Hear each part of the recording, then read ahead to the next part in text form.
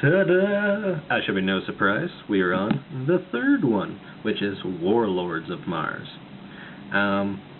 As I did in the second one, I'm going to, right off the bat, the cliffhanger that was in the second one, throughout the whole book, unless I missed it, we have no idea what happens.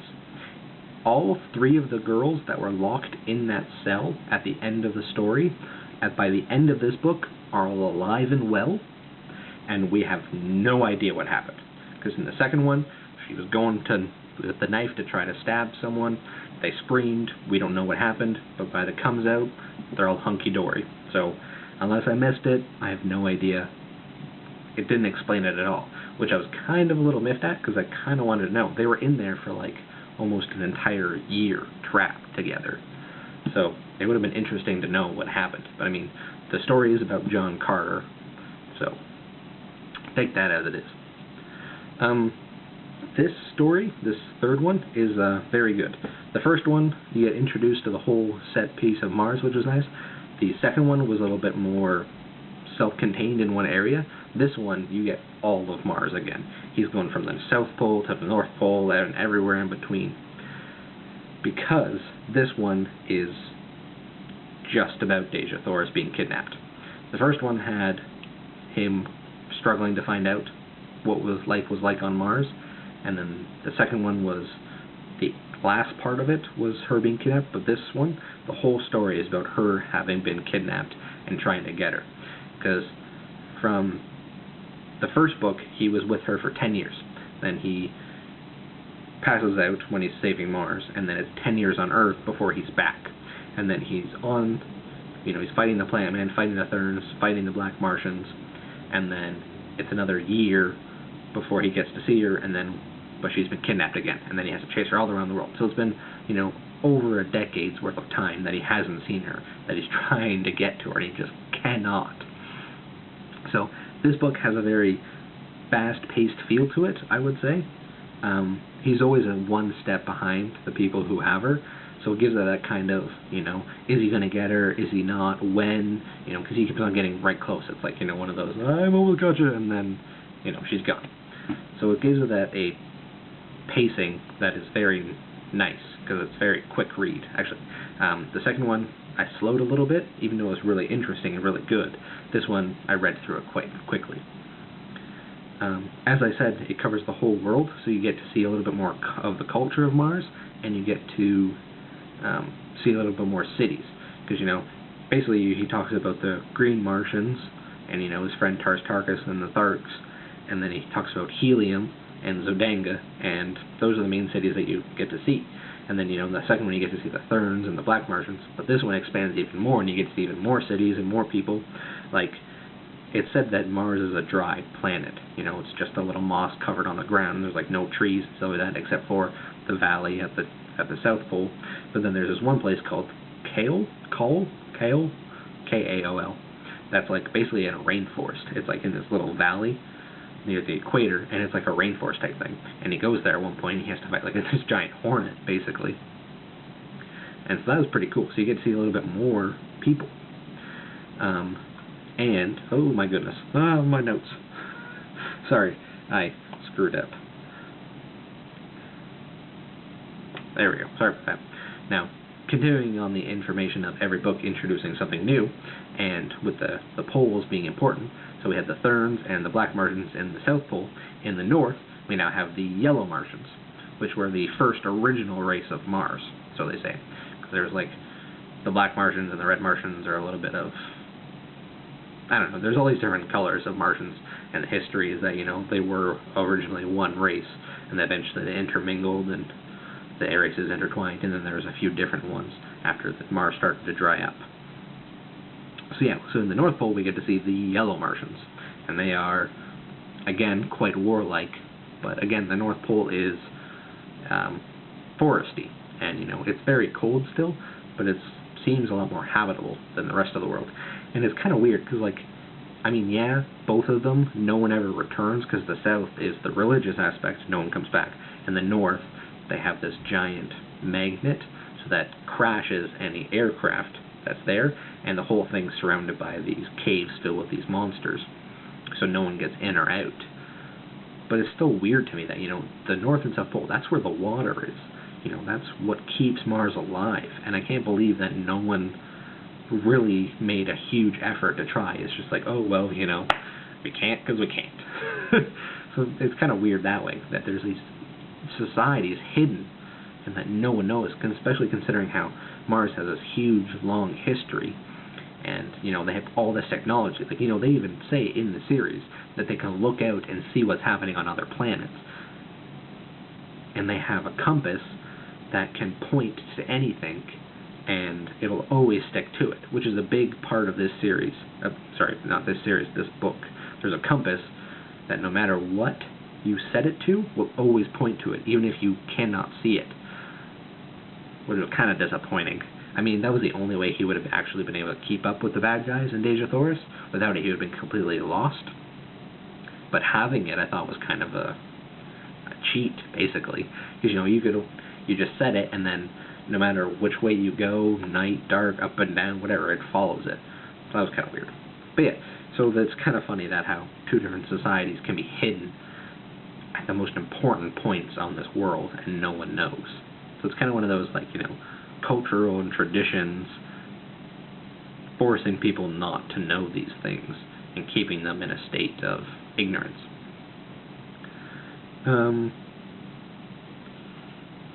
This one was entertaining, as they always are. I felt it lacked a little something. I can't put my finger on it and say, oh, this is what I wasn't a fan of, but I don't know, maybe it was just because it was less of a chase scene. It was less of a world. I don't know how to say this, to be honest with you. I'm at a loss for words. It's kind of nighttime. I'm not doing very well with these past two videos. The aspect of it was how it's all just a chase, I felt made it entertaining and quick pace, but I felt it lacked a little something. Because we did get to see all these cultures, which is cool, but we go through them very quickly. So I think I would like to have expanded on it, I guess, is what I'm saying. Something that involved a lot more people, especially with a title called Warlord of Mars. I was expecting, some sort of big threat, and he had to unite a whole bunch of people. And while he does, it's basically like, I'm John Carter, I'm honorable, and everyone goes, oh yes, you are honorable, let's follow you. I was kind of hoping for a little bit more, because the second one had this intrigue part of it with these politics that I was hoping it would expand upon. It is a sword and sorcery type of thing, swashbuckling, action-adventure. I know that going in, and I'll say that to everyone, know that going in, that's all it is. While the world is very rich and cultural, and the world building is fantastic, and he's created an awesome place, it's not super in-depth. You get the information in the first book, and then not much more is built upon. You know that they're warlike, you know that they're honorable, you know that they don't steal, and, but they do assassinate people, and it's things like that. That, basically they're warlike with a code of honor.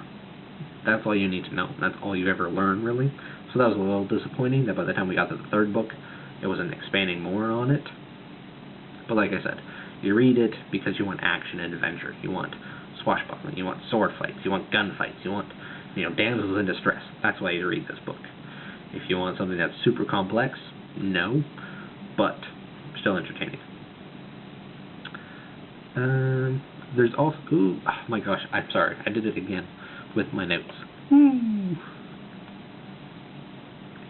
Okay, there's this word that was used in it.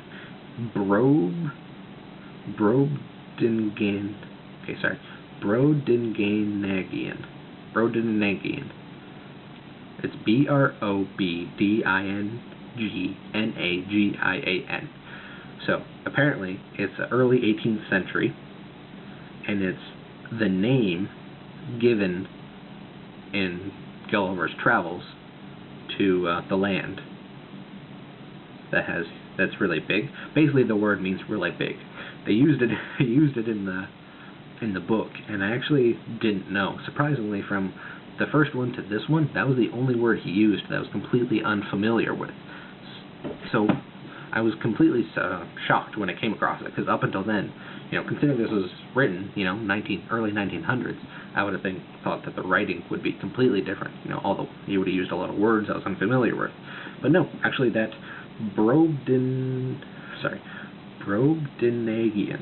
Brobdingnagian, I think. I don't know. That was like the only word I was unfamiliar with, so I had to look it up. But yeah, it just means huge, colossal, big. So yeah, so at the end of the book, he chases all across the planet, and he keeps on getting close and close, and something happens. He trips and falls, he stumbles into the bad guys, or they're one step ahead of him throughout the whole book. And then he finally catches up to them in the home of the Yellow Martians. A couple of allies he's gained attack it, and there's this big, huge city battle, which we get to hear about, and we get to see the outskirts of. But again, it's mostly focused on John Carter. And then it kind of ends.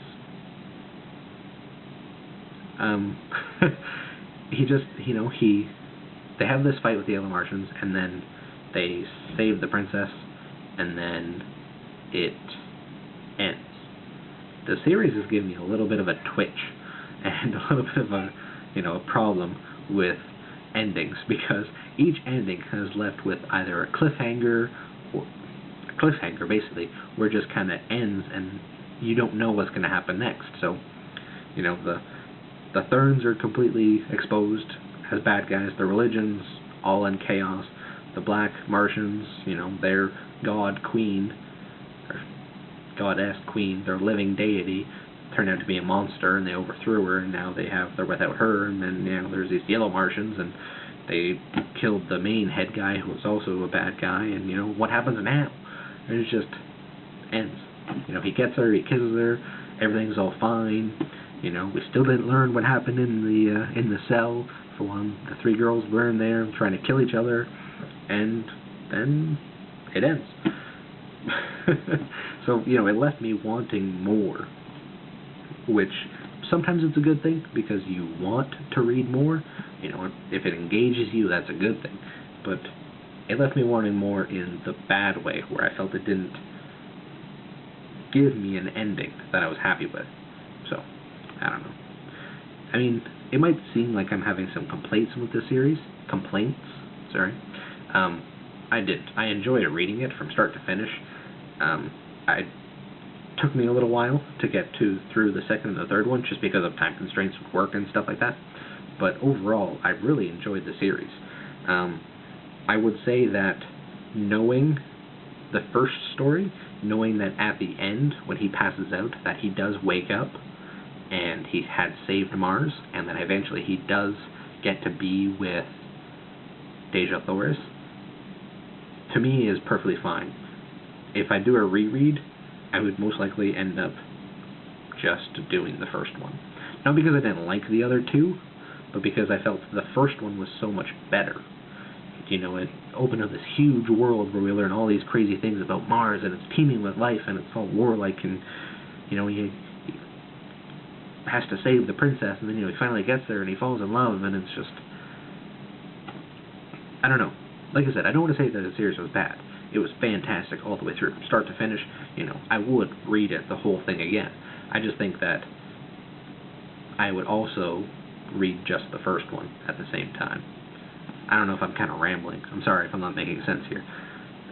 If you're a fan of reading, and you're a fan of literature, fan of fantasy, science fiction, action-adventure stories, love stories even, because from start to finish, it's 3 books about a man moving worlds and fighting through unstoppable forces, impossible odds, to save his love. So, yeah, it's a romantic story, too. Yeah, but like I said, the first one was the best. By far. The best. The other 2 are just more of the same. While it does expand on the world, like I said, it is mostly just swashbuckling and stuff like that. I like a little bit more world building, and a little bit more intrigue, and a little bit more, just more, I guess.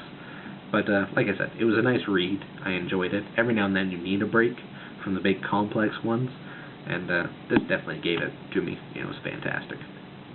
So, whole series, fantastic. For sure, the first one you have to read. And, yeah, so that is Edgar Rice Burroughs, John Carter of Mars, Princess of Mars, Gods of Mars, and Warlord of Mars. So, yeah. And I think this will be it. I've looked online. There's other stories that deal with his son and his descendants and things like that, but so far as I can tell, they're out of print.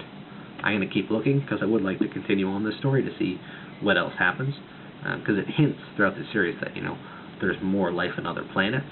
Actually, it basically straight up says there's other life on other planets, so it'd be really cool to figure out what the other stories are going to be. But so far as I can tell, it's just the 3 that you can get, because it looks like some of the other ones were short stories written into like old sci-fi magazines and things like that. So I don't know. I'll see. If I do end up finding them and I read them, I'll for sure do a review and add it to the John Carter series overview and stuff like that. So yeah, there's the last book of the series. Hope you enjoyed. Informative. I know I rambled. That's what I do. Yeah. Good night, everybody.